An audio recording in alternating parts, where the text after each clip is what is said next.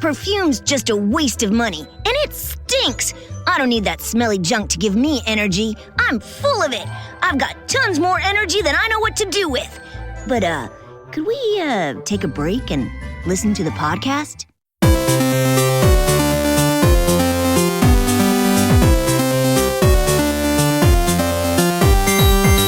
Hey, I'm Veronica Taylor. And I'm Rena Taylor. And this is The Trainer's Guide. Today's episode, Pokémon Scent-Sation.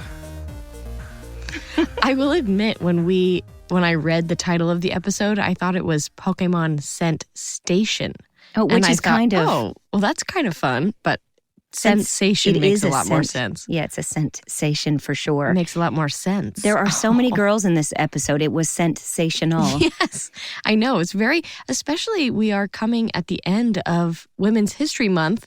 So this is a great episode to end that. That's true. Really actually tie off that Women's History Month vibe with perfume. Right, in episode 25, which we're just about midway through the first season. Yeah. We have 2 more episodes before we are fully halfway. So that's really exciting. Crazy. And we are on the way to Celadon City, which is known for tall buildings and good scents. I thought that was really funny, which is not really Ash because he doesn't always have good scents. No, he can learn a lot from these ladies. And he hates perfume, we find out. Yeah, he does. Right away, he has something really wrong with it. Yeah, I guess before we jump in, should we talk about what we've been doing this week? This has been a very busy week. We came from the Blue Water Film Festival, and we dove right into the podcast Evolutions movement. Yeah, it was a conference for podcasters, so we were there all this past week, and it was really interesting. We got some great ideas for the podcast and for some other projects, so very exciting. There's so many people doing so many amazing things and so much for the good, I have to say. Yeah, totally.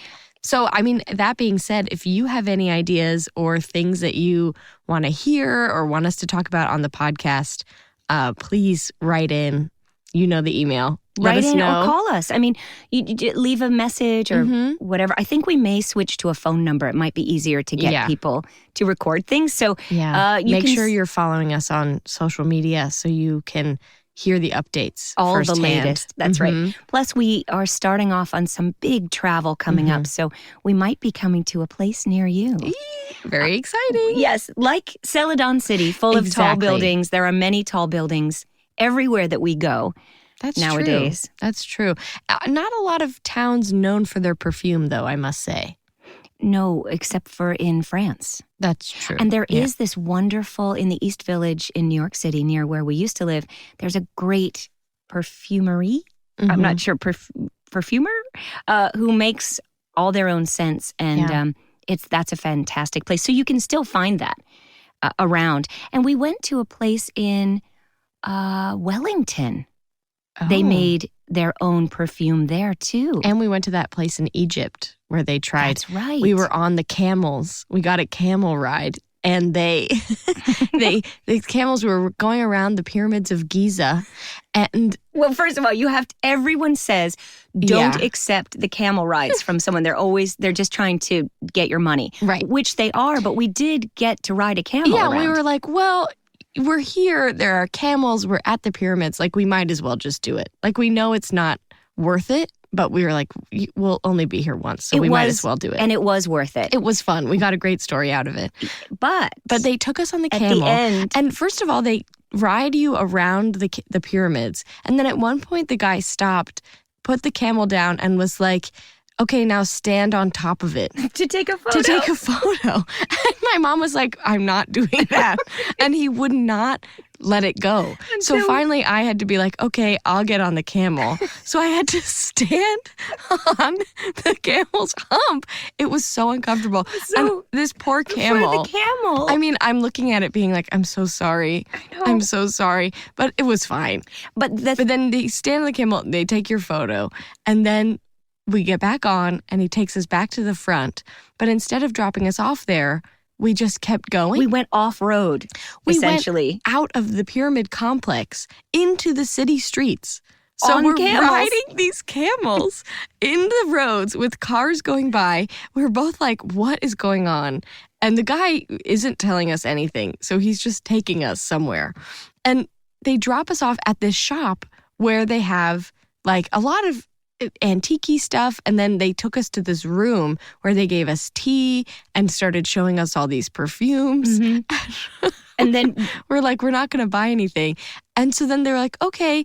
And that was it. Goodbye. Yeah. They were not that happy that we didn't buy any perfume. But it was a crazy...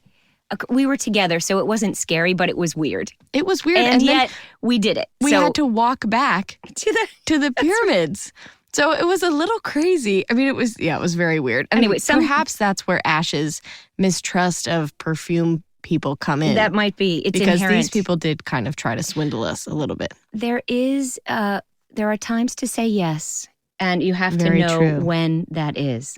Very true. And also, though, in that sense, when we went into the perfume room, we were not rude about it. We were actually very nice, and we tried the scents and all that kind of stuff. So unlike Ash, who comes in at the beginning of this episode, and they enter into the perfume store, and he basically just bashes this whole thing. He's like, perfume is a waste of money. All it does is turn men into zombies. And he shows Brock. He pulls him over. Who's like drooling at all these girls. But he just is totally like against it right from the beginning. I think that I think what we started talking about when we were watching the episode is how when you're traveling, you do have to be open to the customs of the area where you are. Yeah, totally. And definitely, and respectful. And Ash definitely was not. No, I mean, I think the thing is he's very driven. Mm-hmm. And I think sometimes that his goals get in the way of maybe enjoying the place moment where he is or understanding, like seeing a little bit beyond his own nose. Literally. Well, and one of the things here is that he does... he's so disrespectful that they essentially kick him out. Yeah, so they're like, you don't respect us, you don't like perfume, so you get kicked out of our shop. His friends stay, he's out. And he goes, I don't need you, I'm going to the gym anyway. And then he gets to the gym and we find out that they manufacture all the perfume in the gym. Right. So it's all owned by the same people. So it's very bad. And all the girls are there and they said, you can't come in because you don't like perfume and you said bad things about it. Right. Which is hilarious because in that scene, that all the girls are you. I did play many of them. But all of us are playing many people. Everybody is. It's really great. I don't actually know who everyone was. Again, obviously, I never saw anyone in the recording booth, so I don't know who it was then. But it's really nice to kind of listen and pick out who's who. Yeah, that is something that I've been enjoying, is trying to figure out who is voicing each one. Because even in this, like, I think you did play the main girl at the gym throughout the whole thing, but in the scene with the shop, the character that you voiced in one like clip, she had a different voice in the next clip. Mm-hmm. So it was just an interesting to see how it kind of flips around. Yeah, exactly. But yeah, so Ash gets kicked out, and then we see Team Rocket, and Team Rocket try to go in, and they are trying to steal the secret formula for the perfume. Right. Which I think is funny because I didn't really think about that, but they somehow know that exists. So they're in there, they're sneaking around, and they come across a Gloom, which is in there. It's a Pokemon, as you know, and they wake it up, and James tries to battle it, and they end up getting stunk on because Gloom has this it emits a giant puff of really smelly, stinky spray, like a skunk. Yeah, exactly. And it's very debilitating for a lot of people. So Team Rocket gets knocked out. And then the thing that the gym does is that they stamp giant X's on everybody's face who isn't allowed in, which is funny. So Team Rocket gets X'd out of the gym as well. I think it's cool that the gym looks like a Gloom. Yeah, that's pretty neat. And then anyway, so Team Rocket, they're tied up and hanging from a tree when Ash finds them. And they convince him to work together with them to get back into the gym. Right. And their plan is to dress Ash up as a girl and go all in disguises to try and infiltrate the gym that way. So Ash becomes Ashley. And Team Rocket is his parents. Right. Hilarious. We'll have to post a photo on the Instagram so you guys can see it. But it's so funny. This episode was really funny. There were so many random things, so many funny jokes that when we watched it through, it was hard to write anything down about how to summarize this because it was all crazy scenes.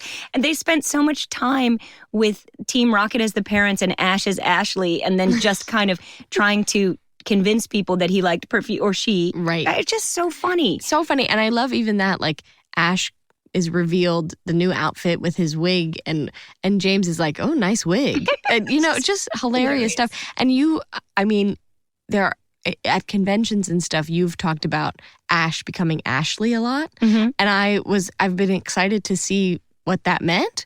And it didn't really disappoint. Funny. No. And it is amazing because you are a girl playing a boy who then plays a girl. Mm-hmm. So it is a very interesting, like, having to shift your voice. And it was super fun. Yeah. And also that Ash is talking like a girl, and then he has to, in his mind, think as himself in his regular voice. Mm-hmm. So he's like, oh, I wonder what I should do. No, that's okay. And then he was like in this fake girl voice. And then I was doing other girls, which I don't know. The whole thing was really fun. And all of us got to play a lot of different parts in this episode.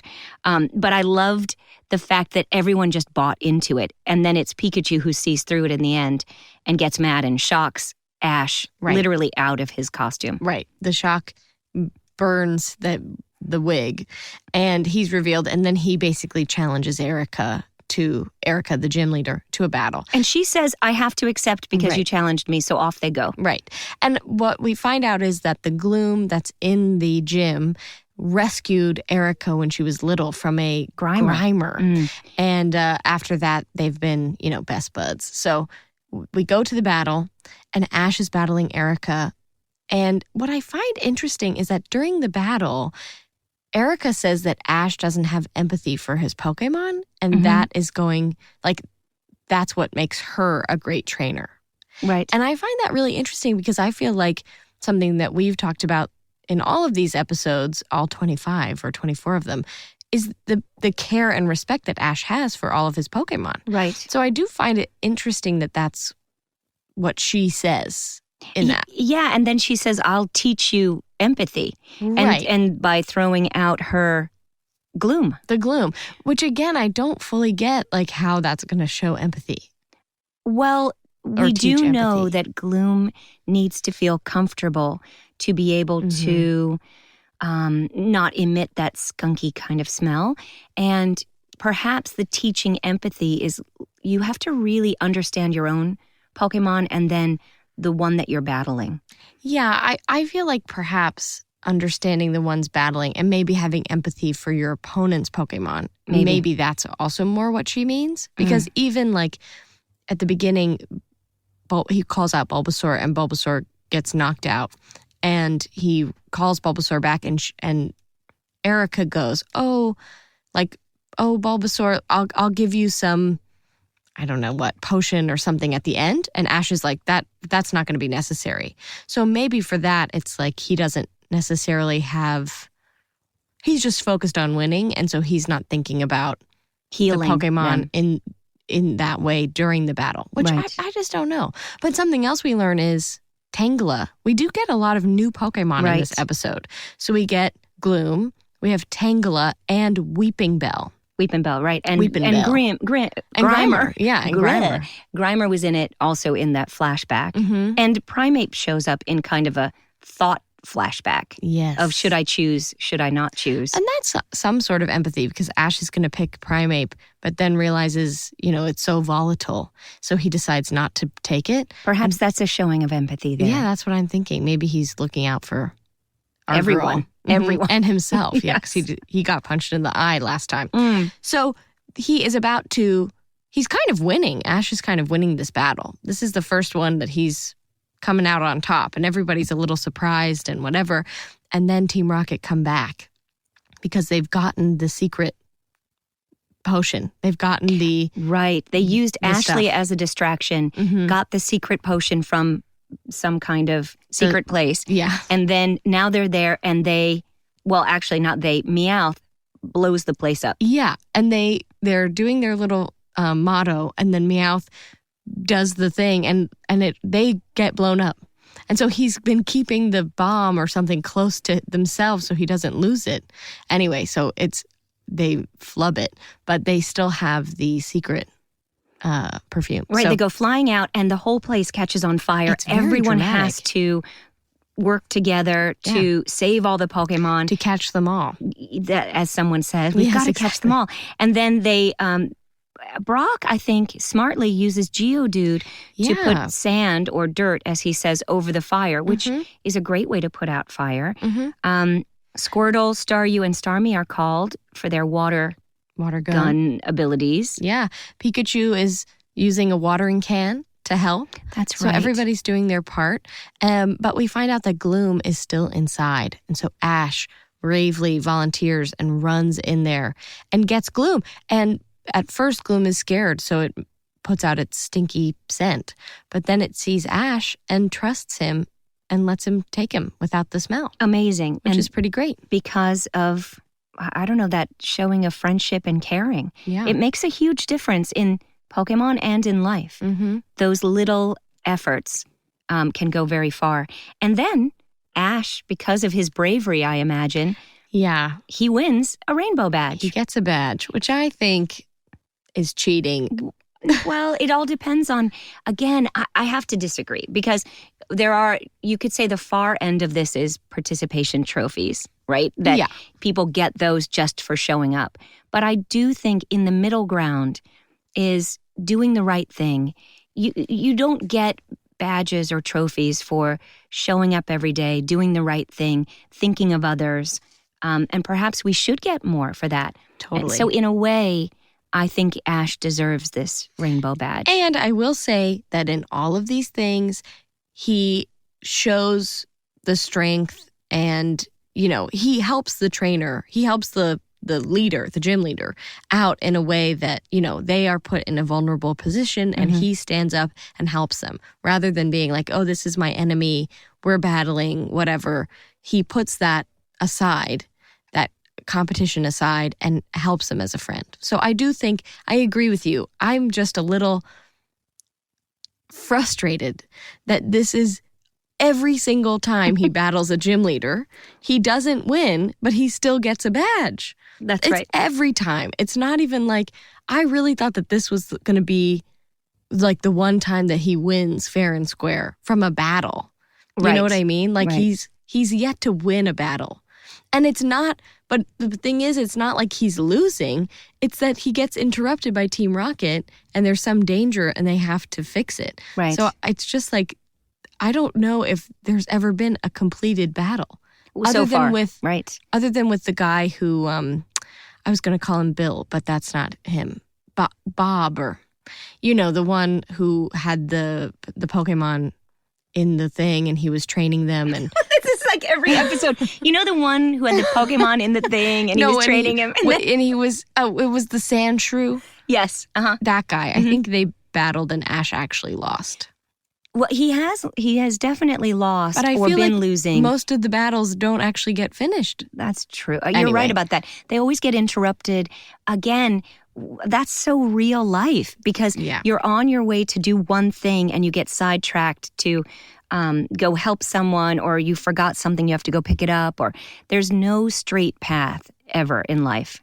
I think you're always kind of winding around. So in these battles, they're fighting it out, and yet something happens, Team Rocket interrupts, or you have to get rescued, or, all of these things. So you have to be flexible. Yeah. And Ash is showing his, in that sense, his true colors, and he's being a good person and all that kind of stuff. So I agree with you. I just think it's kind of crazy that yet again, he doesn't get to, he was winning. Like he almost won. I hear you on that. Anyway. But the inside of his jacket is looking really good, or his vest with those badges on there. You know it.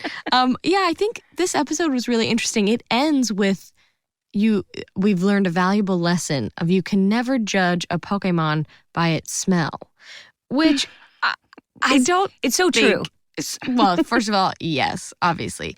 I'm not sure that is the takeaway that I got from the whole episode. From the whole episode. But I do think in general, like, you can't judge something and pass a judgment on something that you don't know anything about. Right. You have to learn, especially as we were saying, like when you're coming into a new city or a new town, you have to exercise a little humility. And I think, and curiosity. I mean, the thing is, all of these places that Ash and his friends are going, all of the places that we get to travel to in real life as human beings, there's always something really interesting somewhere. That's what we always say, is that every place there's something great. And I think you have to be open to that. You can't judge before you try at least and to look, find something. And you have to be open for experience. Yeah. And that is curiosity. I mean, I think, when I saw in the paper that this woman just celebrated her 117th birthday. And people always say, what do you eat? Or what do you drink? Or what are your habits every day? And I do think that stressing curiosity is one of the things that keeps you alive, young, and energetic. Because if you don't have curiosity, if you feel like you know everything already, why get out of bed? Yeah, totally. So I do think that helps us to be better humans, happier humans.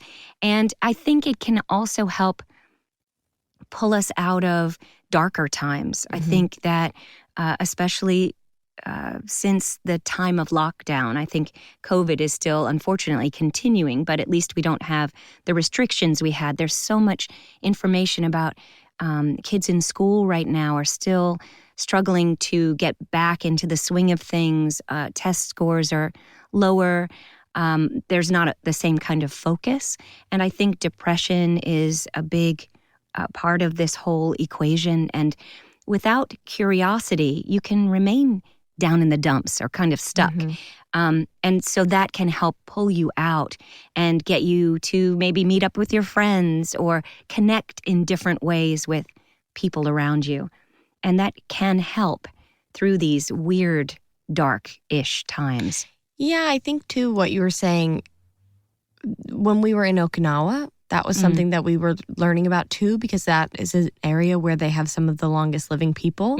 And what we found out was that a lot of the people, they don't get stressed by work, and they don't let that kind of, material stuff influence them as much as like we might, or in the US, right? Yeah, and in that sense of the capitalist mindset of having to work and get better and go, go, go, go, go. I think they definitely take a step back and focus more on, connecting to nature, having quality time, taking time for themselves and to be with other people. And, obviously you still have to do stuff, but not letting that drive your life.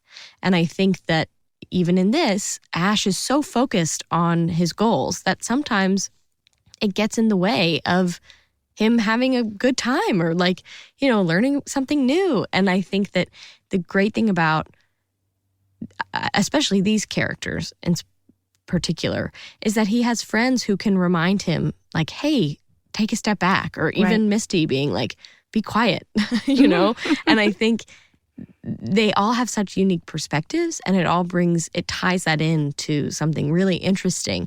And they all lean on each other to remind themselves to be in the moment and enjoy this time, even though it's hard.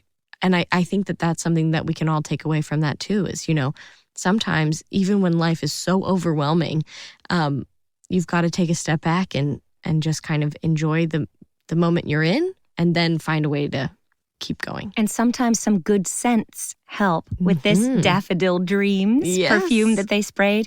But also, sometimes it's about taking a moment to be in nature. And this week coming up is the eclipse that's coming across the United States. And we're going to be watching it near Dallas. super excited. In a field, I think. Somewhere. So hopefully we don't run into any grass-type Pokemon out there. But, eclipses have been happening since the beginning of time. And it's really amazing to just stop and feel that stillness and feel the temperature change and the light change and hear the birds around you that think it's dusk and they start coming out. It's just truly a special moment. And so I'm hoping that wherever all of you are able to take a moment to experience whatever the eclipse looks like in your area, or tune in to some of the eclipse maybe at the Griffith Observatory. Yeah, and Bill Nye is doing something, That's so right. you might be able to find that online. In Fredericksburg, Texas, he'll be. But that's going to be he has, I think, a 3-day celebration. Oh my gosh, people are camping. I think they're getting there now. It's like a huge block party. So anyway, it's going to be really fun. We won't be there, but I talked to Bill Nye a couple weeks ago, and that's how I found out about his whole event, and it's going to be really awesome. So there's ways to tune in so that if you're not outside, you can still experience the eclipse from wherever you are. Yeah, and you can look at the map and see kind of where the path is going. And then if you're not in the path of totality, you'll still probably be able to see some of it. So definitely get your eclipse glasses and get on out there. And the good reminder was that if you use a colander, you can have the shadows go through that, and you can see those half moon type looking shadows. Really cool stuff. Your pool, bucket of water, all of that. So anyway, there's a lot of things to do with the eclipse, and also just to get out in nature and experience this amazing time of year. Oh my gosh, yeah. By our house, we have the orange blossoms blooming, and every time we go outside, it's just, you have to take a huge deep breath because the smell is so great. So there is a power in a good smell. Absolutely. We learned some good sense. Definitely. This week, too. Well, I think this is a good time for the Poke Wrap Up, where we hear from you, the Pokemon community. We asked you to send in your favorite Pokemon memories, stories, and inspirations. And here is this week's. Hi, Veronica. Hi, Rena. My name is Bea, and I'm a voice actor. I'd like to start this by pretty much thanking both of you for giving longtime fans this space and opportunity to kind of share how Pokemon has truly impacted our lives.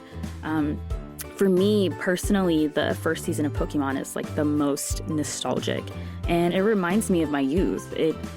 I'm 29 now, so I was in elementary school when Pokemon started airing, and when I think back to those episodes, I'm brought back to those days, like post-school, this place of innocence and carelessness, and I just wish I could go back to those days and just relive that joy once again. That was my siblings and I's bonding experience. I mean, I'll just never forget finding it was like a holographic or like a metallic Pokemon card.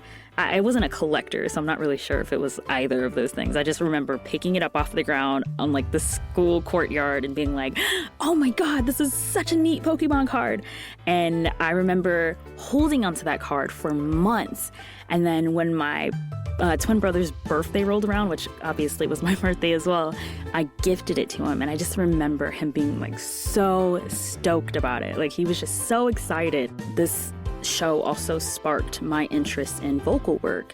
And so now I'm in my 2-year journey of voice acting, and I don't see myself stopping. So thank you. And I'm kind of working on my Ash Ketchum voice so that maybe one day I can follow in your footsteps. Love you guys. Bye. Thank you so much, Bea. Your voice is incredible. Thank you for sharing your story with us, and I wish you all the best of luck in the future. Maybe we'll get to work together someday. And we want to hear from all of you. Email a short recording or write to us at trainersguidepod@gmail.com. And try to keep it short if you can, because we don't want to have to edit. Oh, and please include your first name and where you're from.